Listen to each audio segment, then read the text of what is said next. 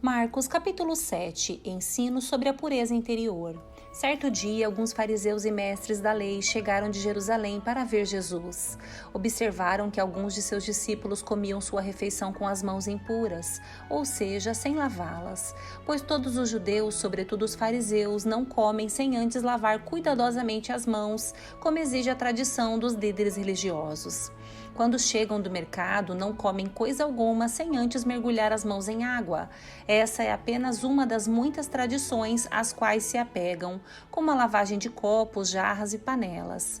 Então os fariseus e mestres da lei lhe perguntaram: por que seus discípulos não seguem a tradição dos líderes religiosos? Eles comem sem antes realizar a cerimônia de lavar as mãos? Jesus respondeu: hipócritas, Isaías tinha razão quando profetizou a seu respeito, pois escreveu: este povo me honra com os lábios, mas o coração está longe de mim. Sua adoração é uma farsa, pois ensinam doutrinas humanas como se fossem mandamentos de Deus. Vocês desprezam a lei de Deus e a substituem por sua própria tradição. Disse ainda: vocês se esquivam com a habilidade da lei de Deus para se apegar à sua própria tradição. Por exemplo, Moisés deu esta lei: honre seu pai e sua mãe, e quem insultar seu pai ou sua mãe será executado. Vocês, porém, ensinam que alguém pode dizer a seus pais: não posso ajudá-los. Jurei entregar como oferta a Deus aquilo que eu teria dado a vocês. Com isso, desobrigam as pessoas de cuidarem dos pais, anulando a palavra de Deus a fim de transmitir sua própria tradição. E esse é apenas um exemplo entre muitos outros. Jesus chamou a multidão para perto de si e disse: ouçam, todos vocês, e procurem entender. Não é o que entra no corpo que os contamina. Vocês se contaminam com o que sai do coração. Quem tem ouvidos para ouvir, ouça com atenção. Então Jesus entrou numa casa para se afastar da multidão, e seus discípulos lhe perguntaram o que ele queria dizer com a parábola que havia acabado de contar. Vocês também ainda não entendem? Perguntou.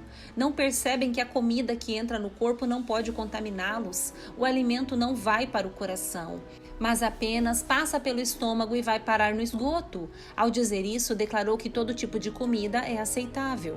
Em seguida acrescentou: aquilo que vem de dentro é que os contamina, pois de dentro do coração da pessoa vêm maus pensamentos, imoralidade sexual, roubo, homicídio, adultério, cobiça, perversidade, engano, paixões carnais, inveja, calúnias, orgulho e insensatez.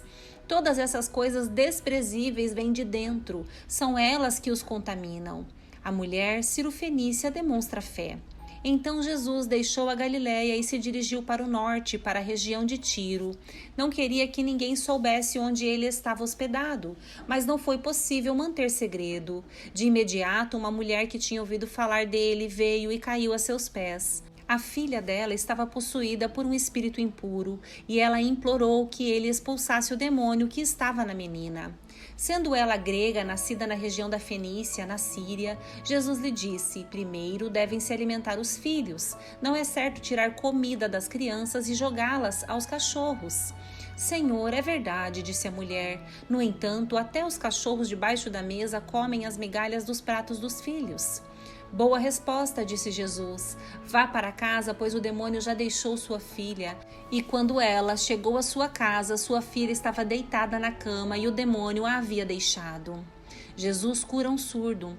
Jesus saiu de Tiro e subiu para Sidom antes de voltar ao mar da Galileia e à região das 10 cidades. Algumas pessoas lhe trouxeram um homem surdo e com dificuldade de fala e lhe pediram que pusesse as mãos sobre ele e o curasse. Jesus o afastou da multidão para ficar a sós com ele, pôs os dedos nos ouvidos do homem e em seguida cuspiu nos dedos e tocou a língua dele. Olhando para o céu, suspirou e disse: Efatá, que significa abra-se. No mesmo instante, o homem passou a ouvir perfeitamente. Sua língua ficou livre e ele começou a falar com clareza. Jesus ordenou à multidão que não contasse a ninguém, mas quanto mais ele os proibia, mais divulgavam o que havia acontecido. Estavam muito admirados e diziam repetidamente: tudo o que ele faz é maravilhoso. Ele até faz o surdo ouvir e o mudo falar. Marcos capítulo 8, a segunda multiplicação dos pães. Naqueles dias outra grande multidão se reuniu e mais uma vez o povo ficou sem comida. Jesus chamou os discípulos e disse: Tenho compaixão dessa gente. Estão aqui comigo há 3 dias e não têm mais nada para comer. Se eu os mandar embora com fome, desmaiarão no caminho. Alguns vieram de longe. Os discípulos disseram: Como conseguiremos comida suficiente neste lugar deserto para alimentá-los? Jesus perguntou: Quantos pães vocês têm? 7, responderam eles. Então Jesus mandou todo o povo sentar-se no chão, tomou os 7 pães, agradeceu a Deus e os partiu em pedaços. Em seguida, entregou-os aos discípulos, que distribuíram à multidão. Eles encontraram ainda alguns peixinhos. Jesus também os abençoou e mandou que os discípulos os distribuíssem. Todos comeram à vontade. Depois os discípulos recolheram 7 grandes cestos com as sobras. Naquele dia havia cerca de 4.000 homens na multidão. Após comerem, Jesus os mandou para casa. Em seguida, entrou com seus discípulos num barco e atravessou para a região da Dalmanuta. Os fariseus exigem um sinal.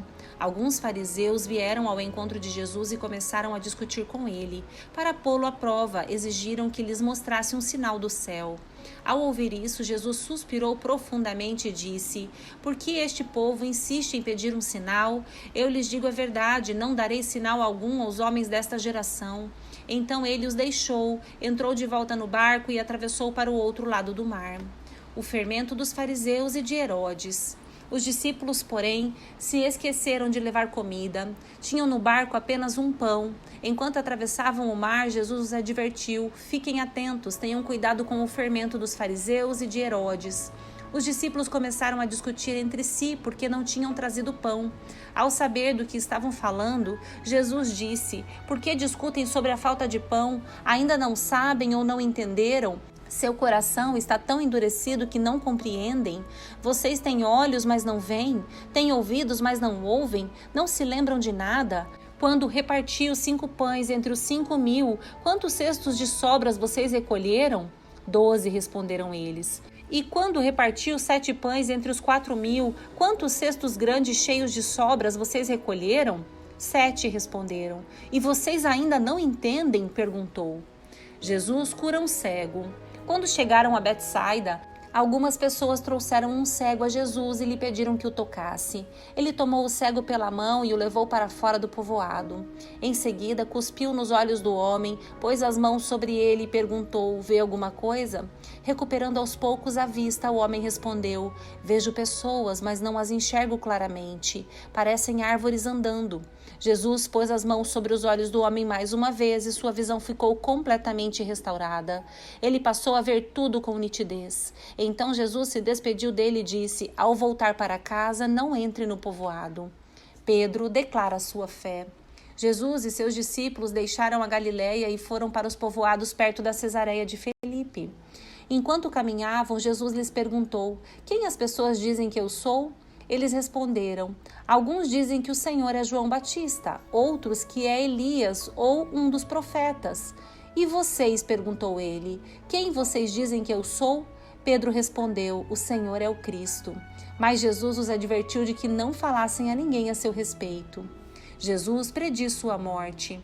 Então Jesus começou a lhes ensinar que era necessário que o Filho do Homem sofresse muitas coisas e fosse rejeitado pelos líderes do povo, pelos principais sacerdotes e pelos mestres da lei. Seria morto, mas 3 dias depois ressuscitaria. Enquanto falava abertamente sobre isso com os discípulos, Pedro o chamou de lado e o repreendeu por dizer tais coisas. Jesus se virou, olhou para seus discípulos e repreendeu Pedro. Afaste-se de mim, Satanás, disse ele. Você considera as coisas apenas do ponto de vista humano e não da perspectiva de Deus. Depois chamou a multidão e os discípulos e disse: Se alguém quer ser meu seguidor, negue-se a si mesmo, tome sua cruz e siga-me. Se tentar se apegar à sua vida, a perderá, mas se abrir mão de sua vida por minha causa e por causa das boas novas, a salvará. Que vantagem há em ganhar o mundo inteiro, mas perder a vida? E o que daria o homem em troca de sua vida? Se alguém se envergonhar de mim e de minha mensagem nesta época de adultério e pecado, o Filho do Homem se envergonhará dele quando vier na glória de seu Pai com os santos anjos.